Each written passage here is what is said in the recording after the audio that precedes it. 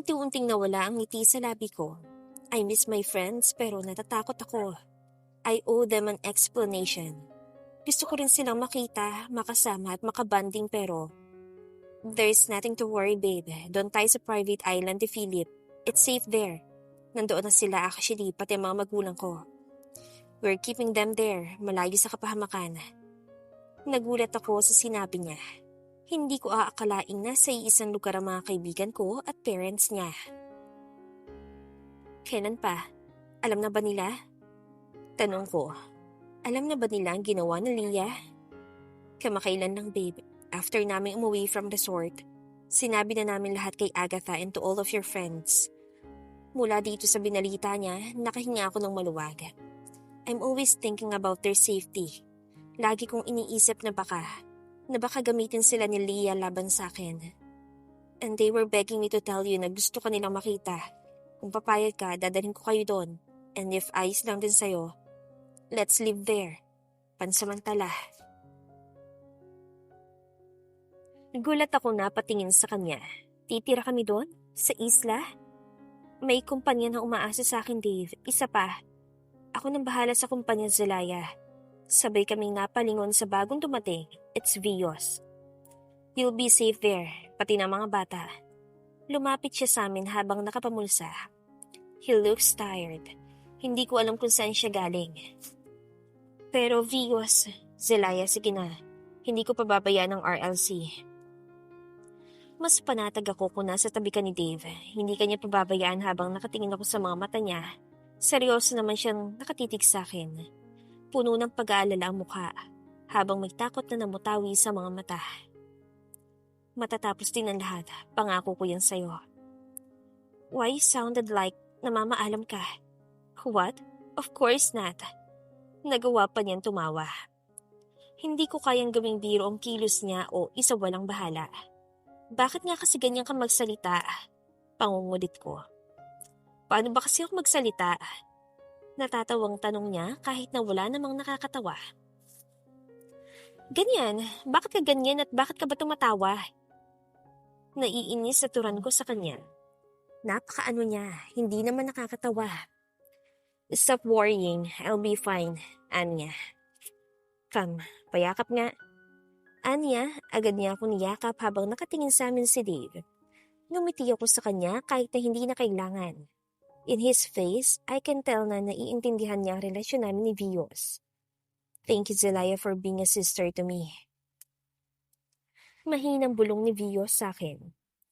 Thank you rin, Vios, for being a kuya to me and a father to my children. After niyang kumalas, ginulo niya lang ang buhok ko at nilapitan si Dave. Thank you for taking care of my family.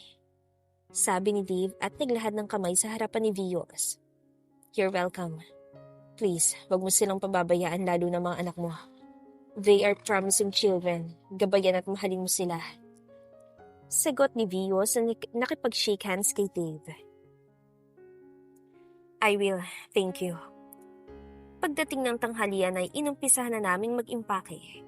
Umalis pansamantala si Dave para ayusin ang chopper na sasakyan namin mamaya. Si Vios naman ay nakipag-bonding sa mga anak ko. Hindi pa nila alam na aalis na kami. Or should I say, hindi pa alam ni Stephanie na lilipat na kami since my son in my front now. Ma, are we leaving? Tanong nito nang makita mga maleta sa kama niya. Katulong ko si Manang sa pag-aayos ng gamit ni Ino. Yes, anak. Doon tayo sa isla ni Tito Filippo pansamantala. Are we leaving Papa here alone? He was referring to Vios. Napatigil ako sandali para tignan siya and he looked sad and worried at the same time. Anak, hindi pwedeng sumama si Papa Vios sa atin. Why, Mama? Malulungkot siya dito dahil mag-isa lang siya. Puno ng pag-aalala akong nakatingin sa ano ko. Ayaw niya talagang malayo kay Vios. Kahit ako hindi komportable kapag wala si Vios sa tabi ko. At hindi ko masisisi ang mga anak ko kung bakit ganito sila ngayon kay Vios. Minahal sila ng lalaki gaya kung paano magmahal ang isang ama. And Vios didn't fail to fulfill that responsibility. Pero ngayong malinaw na ang lahat at alam na ng lahat ang tungkol sa nagawa ni Leah, alam ko ring hindi na yon mananahimik sa tabi para magpanggap na mabait. Please, intindihin mo na lang anak. Hindi pwedeng sumama si Papa Vios mo ngayon. Siya kasi mag-aasikaso sa company. Lumaylay ang balikat nito. Gustong-gusto niya talagang sumama si Vios pero hindi pwede. Oras na nakatungtong kami sa isla. Hindi na kami lalabas pa hanggat may panganib. Ma-isolate kami sa loob and that's fine as long as ligtas ang pamilya ko. Ligtas kami ng mga anak ko. Naiintindihan mo naman si Mama, hindi ba? Yes, Mama. Sagot nito kahit iba ang nasa mukha. Yes, Princess. Papa is happy. Mahina ang pagkakasabi niya habang nakangiti sa anak ko. Papa gonna miss you, anak. Sabay silang napatingin sa akin nang tawagin ko si Stephanie. Come here, maligo ka na, may pupuntahan tayo. Sabi ko dito. Okay, Mama. Agad siyang nagpaalam kay Vios at tumakbo papalapit sa akin. Lumapit sa amin ang nani niya para paliguan si Pane. Nang makaalis sila at lumapit ako kay Vios na nililigpit ang laruan ni Stephanie na nagkalat sa sahig. Magiging tahimik ang bahay na tumamaya. Anya, wala na mangungulit sa akin o magpapabili ng fried chicken. Sumama ka na lang kaya sa amin. Sabi ko. Tinawanan niya lang ako at pagpatuloy sa ginagawa. Ayoko nga. Nakakasawa ang mukha mo eh. Sabi niya. Hindi ko na ba mababagong isipan mo? No, ayos na ako. Isa pa. Dati pa naman tahimik ang bahay na to, sakalang umingay nang dumating kayo. Besides, babalik ng asawa at anak ko. Aniya habang natawa, napailing na lang ako sa kalokohan niya. Gaya nung una na tinanong ko siya, iyon din ang sagot niya. Na may asawa at anak siya pero ang totoo ay wala. Ewan ko sa'yo, paliliguan ko lang yung bibit kong anak. Sabi ko sa kanya. Sige. Nang tumalikod ako ay nawala ang ngiti sa mga labi ko. He's hiding something. Hindi ko alam kung ano, but I'm sure he's pushing us away from him. Kinagabihan ay nakaimpake na kami at handa nang umalis. Nakaupo ang anak kong si Ino sa sofa, habang si Stephanie naman ay kanina pa akong kinukulit kung saan kami pupunta. Nasa sofa si Vios katabi ni Eve. They are talking something na hindi naririnig ni Stephanie. Wala kaming planong ipaalam sa kanya dahil alam kong magwawala ito oras na malaman na aalis kami at hindi namin isasama si Vios. Hinihintay namin si Dave. Dumating si Manang kasunod si Dave at si Amanda at Snow. Nakakapit si Snow sa leeg ni Dave dahil karga-karga siya nito. Alam ko na patingin ang anak kong babae dito. Lumapit sa akin si Dave at humalik sa pisngi. Ino, go and greet your tita Amanda. Utos ko sa anak ko. Sumunod naman ito at agad na sinalubong ng babae. Hello, little princess? Sabi ko kay Snow at humalik sa noon nito. Hello po, Tita Zelaya. Sagot niya sa malambing na boses. Anak, say hi to your papa. Sabi ko kay Pane pero ang paningin niya ay sa kay Snow pa rin na nakakapit sa papa niya. Akin na muna si Snow, Dave. Pagkuha ni Amanda kay Snow na talagang hindi nilulubayan ang tingin ng anak ko. Payakap nga sa papa sa baby princess niya, sabi ni Dave na lumapit sa harapan ng anak. Sakalang lumapit sa kanya si Stephanie. Pinulupot agad dito ang kanyang mga maliliit na kamay habang bahagyang ihiga ang ulo sa balikat ng ama. Sus, nagselos pa. Alam naman naming lahat na nagsiselos ito kay Snow lalo na sa inakto nito ngayon. Hinahalik-halikan naman ni Dave ang ulo ng anak at mukhang gustong-gusto niya ang reaksyon ng bata. Maya-maya pa'y pumasok si Kael, Diego at Tita Pauline. Nanlalaki ang mga mata ko habang nakatingin kay Pauline na pumasok sa loob ng bahay.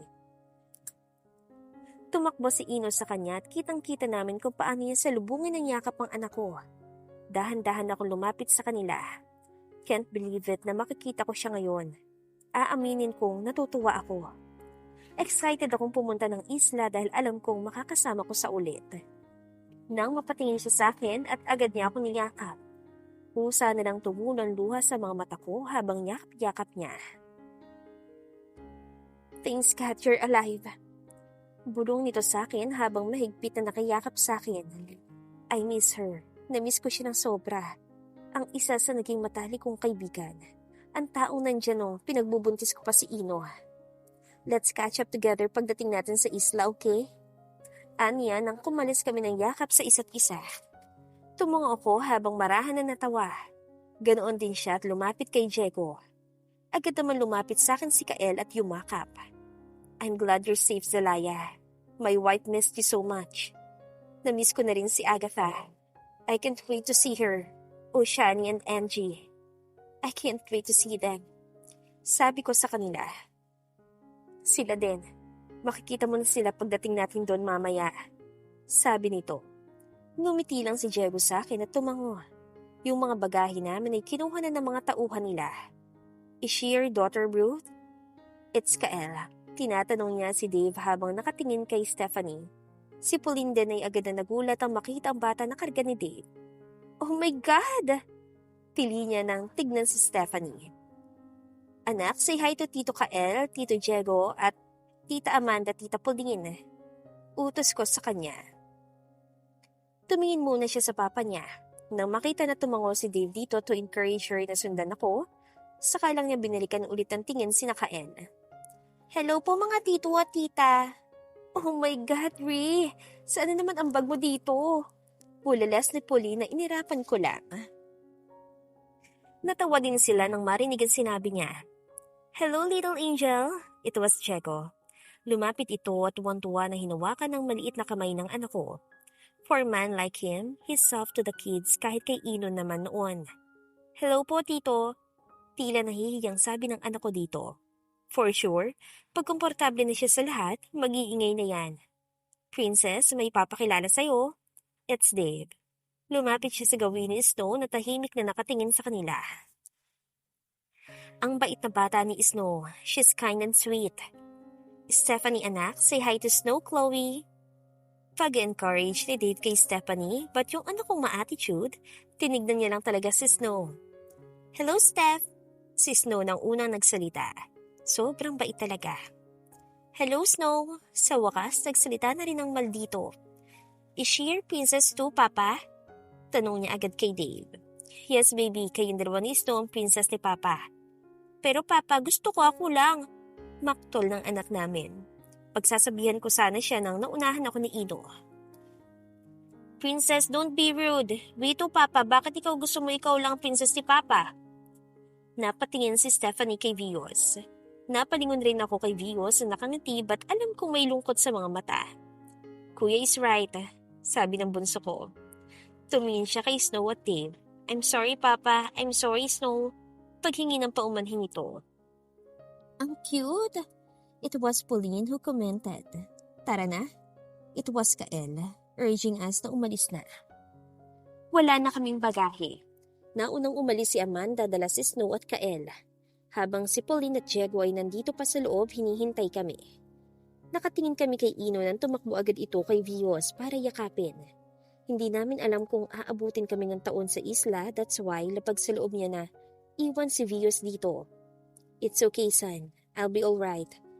Rinig naming sabi ni Vios sa anak ko na nakayakap sa kanya. He's crying. I know that. Tara na anak, it's getting late. Sabi ko sa kanya. Unti-unti siyang kumalas at lumapit sa amin habang pinupunasan ng luha sa mga mata. Sumama ka na kay Tita Pauline mo. Sabi ko sa kanya. Papa, why Kuya is crying? Inosenteng tanong ni Stephanie. Wala talaga siyang kaalam-alam na hindi na kami uuwi kay Vios. Ano anak, ayaw mo ba ihag si Papa Vios mo? Tanong ko sa kanya. Hug mama, sagot niya. Natawa naman si Vios sa kanya at agad siyang kinuha kay Dave. Pinanood ko sila kung paano mamaalam si Vios sa anak ko. Si Dave ay biglang umakbay sa akin at hinalikan ako sa gilid ng ulo ko. Nakatingin din siya kay Vios at Stephanie. Can you sing Papa a song? Request niya kay Stephanie habang tawang-tawa ang anak ko sa kiliti ni Vios sa kanya. What song, Papa? Tanong niya. Any song that you like. Kunwari nag-isip muna siya bago simulang kantahin ang A Whole New World na kanta. Tahimik lang si Vios habang nakikinig sa bata.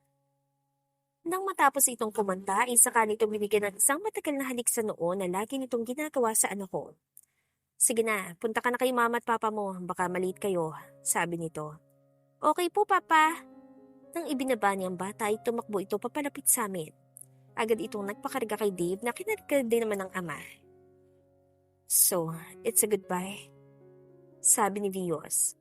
Lumapit ako habang may luha na tumutulo sa mga mata.